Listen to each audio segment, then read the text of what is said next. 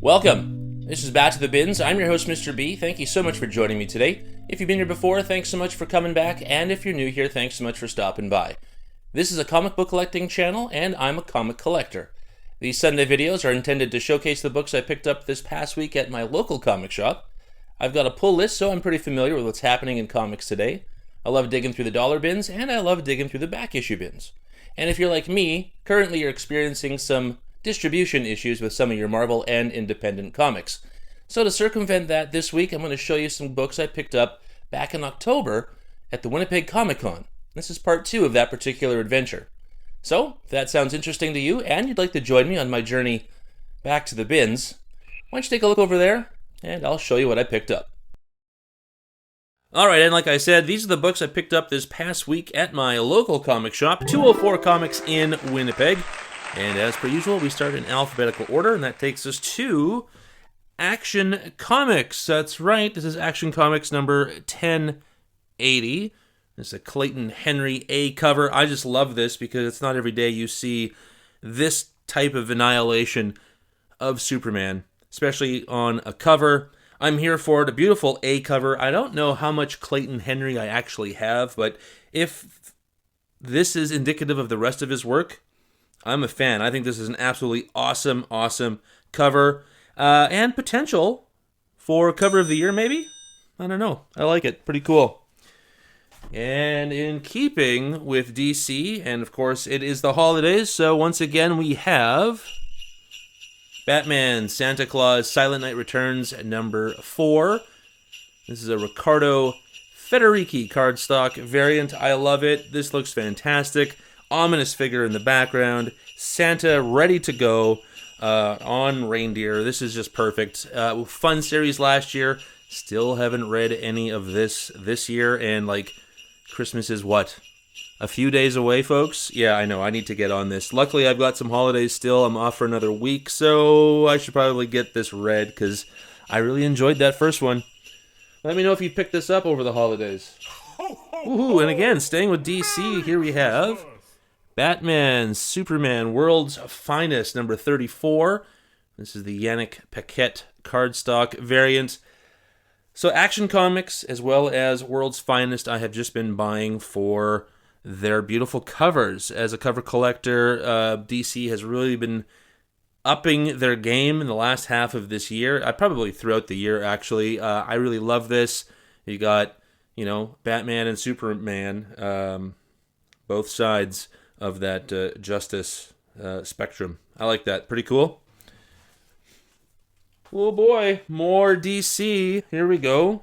Really love the first issue. Haven't read any further since, but this is Batman and Robin, Year 1, issue number 3. This is the Chris Samney A cover.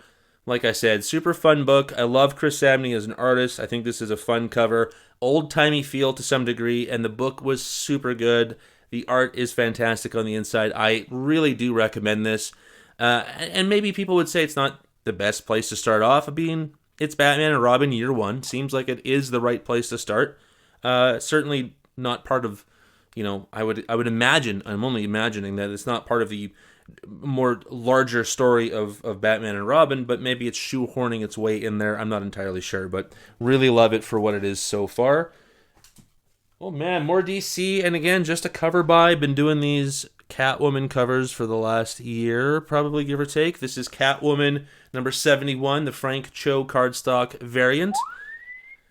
I'm just going to keep collecting till issue 75, so we've got 4 more, and then I can start working on my backlog of Catwoman. I want to get issue 1 and work my way up to 75, and I don't have any of those early issues, so we're going to try that. It's going to be a new thing to try in the collection, but I really love these Cho covers. Good stuff. Man, more DC. Man, they are just pulling it off this year for me. Just a cover buy here. I've had a couple of really awesome Nightwing covers show up this year, and this one is fantastic. This is issue number 121. It's a Dan Panosian cardstock variant. What is not to love about Dan Panosian's artwork? This is absolutely beautiful. You can almost hear the sounds that Nightwing's costume would make.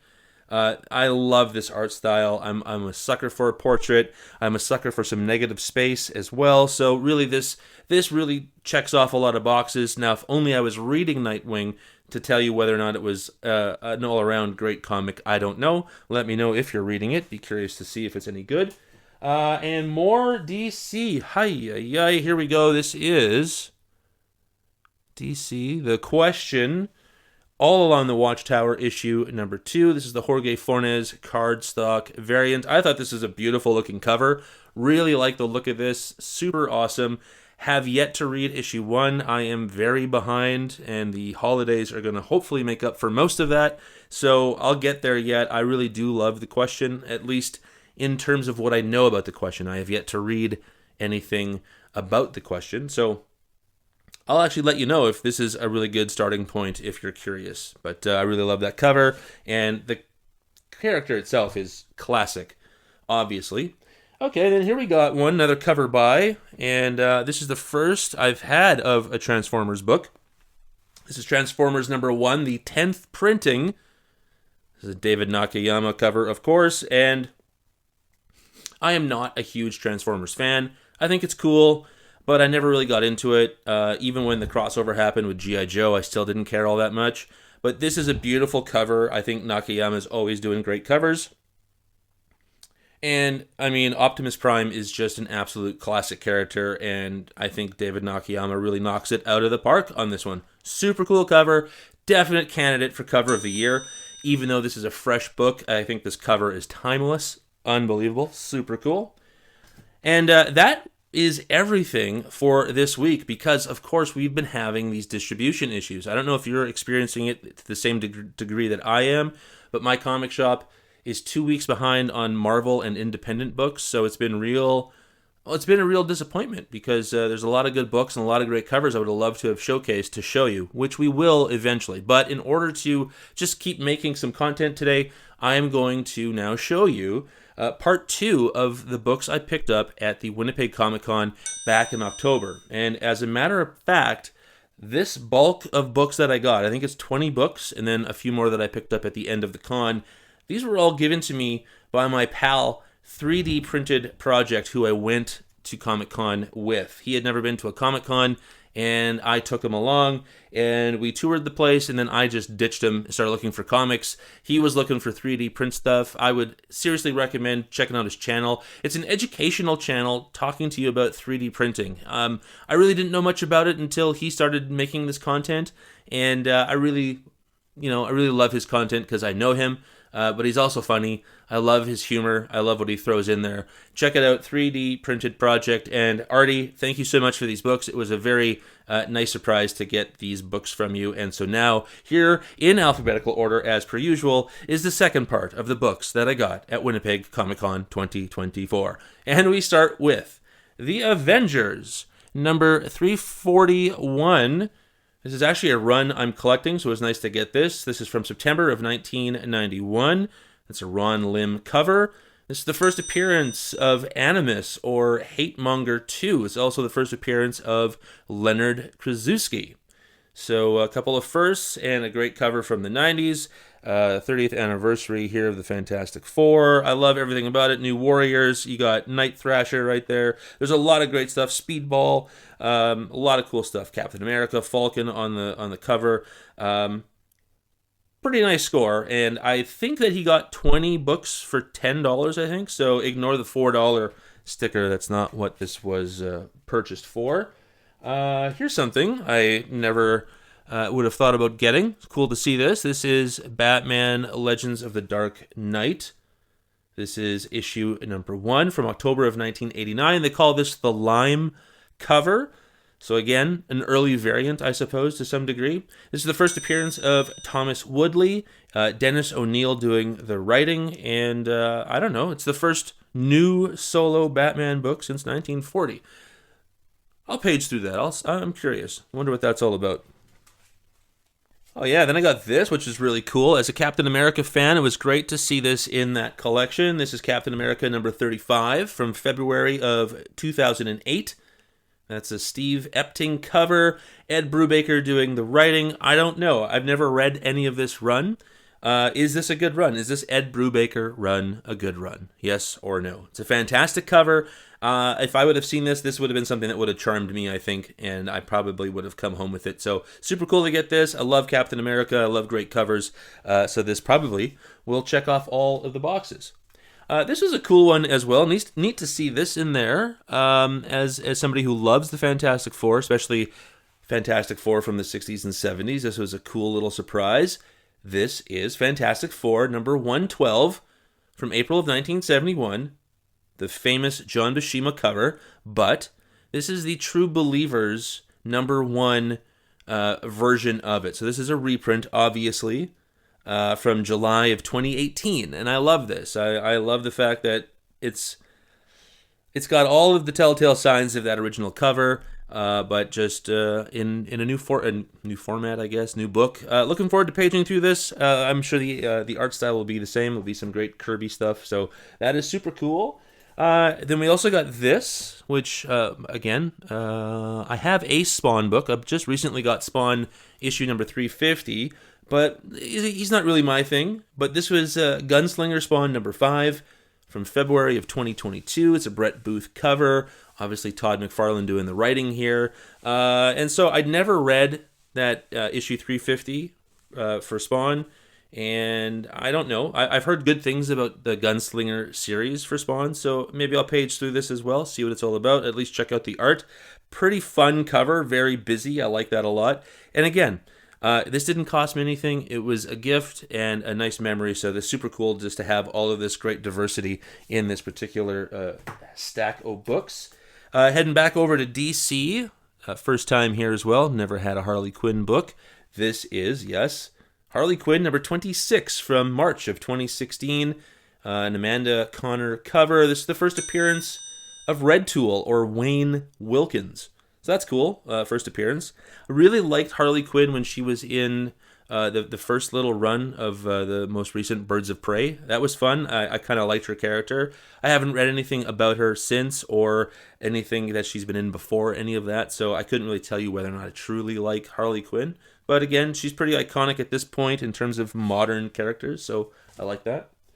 This was a great one. I really like to see this. Got to put this one in a better board and bag, though. But this is Iron Man, of course, issue number 165 from September of 1982. That's a Luke McDonnell cover. And once again, we got Dennis O'Neil doing the writing. So he was doing the writing for Iron Man in 82.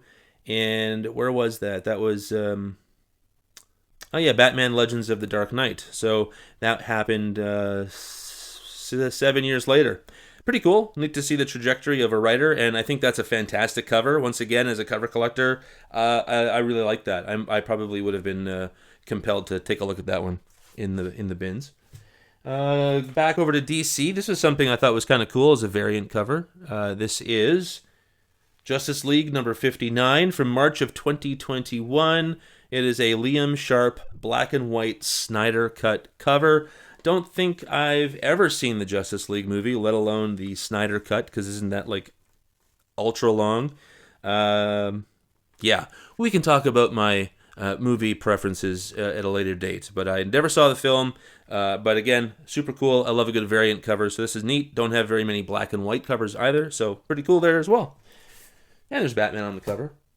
Okay, and then we got this, which I think is a very awesome cover. Super stoked to get this. One of my favorite characters as well. We got Marvel 2-in-1 presents The Thing and the Scarecrow, number 18 from May of 1976. That's a Ron Wilson cover. Super fun cover.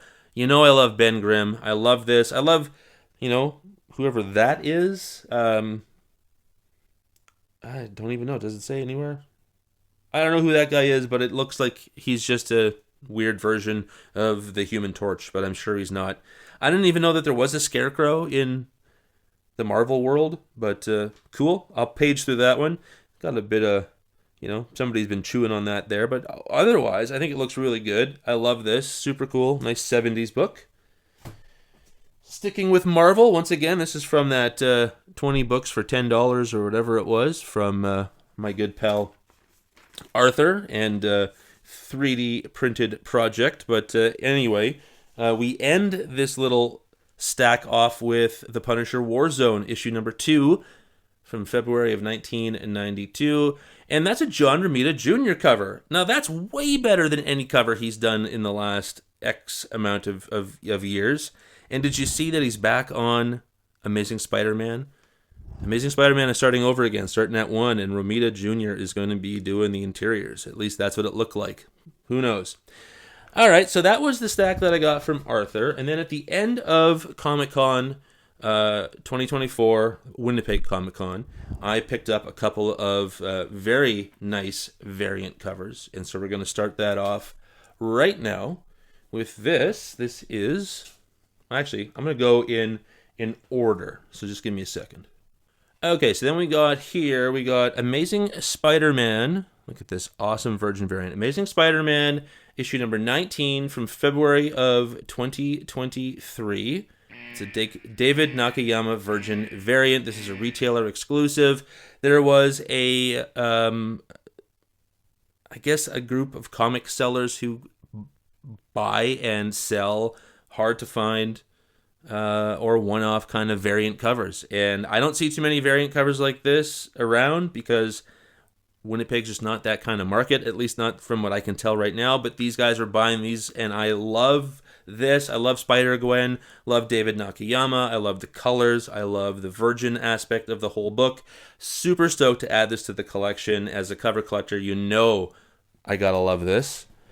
And then, of course, this was a book I tried pulling but didn't realize at the time, last year, that it was a retailer exclusive. So, you know, the shop owner here was like, you can't get that one. I'm like, oh, sorry, I didn't realize how that worked. But this, I finally got it. Super, super awesome. This is The Amazing Spider-Man issue number 20 from February of 2023. Once again, David Nakayama, Virgin variant cover. I love Spider-Man, and this is just awesome. Super cool. I love this. This is just... couldn't be happier to get something so cool like this. I was so happy that this was there. I kind of felt like Comic-Con was a little lackluster. I didn't find a lot of stuff that I was hoping to find. I still got some great books, but this really was super awesome to find. And then same booth also had this, and I love this as well. This is The Amazing Spider-Man issue number 33 from September of 2023. That is a Dell Auto retailer exclusive variant, and it is absolutely gorgeous. I love that. Love Dell Auto. You know that too. Spider-Man's my guy. Super, super awesome. Love that. How about we get back to the real world, shall we?